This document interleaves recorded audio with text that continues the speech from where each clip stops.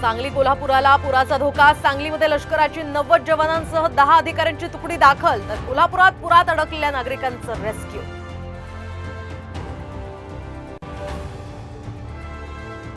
नवी मुंबईच्या बेलापूरमध्ये 4 मजली इमारत कोसळली, एकाचा मृत्यू तर 2 जण ढिगाऱ्याखाली अडकल्याची भीती।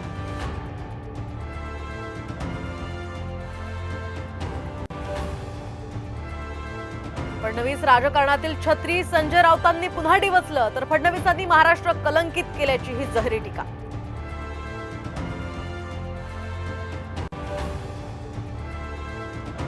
आमदार अपात्रता प्रकरणाची सुनावणी पुन्हा पुढे ढकलली। ठाकरे गटाच्या याचिकेवर आता 30 जुलैऐवजी 3 सप्टेंबरला सुप्रीम कोर्टात सुनावणीची शक्यता।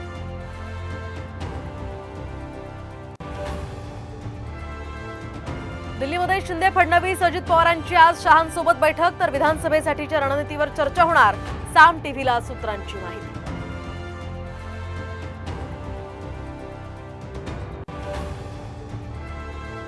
खेडकर कुटुंबियांच्या संपत्तीचा लिलाव होणार। मनोरमा खेडकर यांच्या थर्मोवेरिटा इंजिनिअरिंग कंपनीनं थकवला लाखोंचा कर।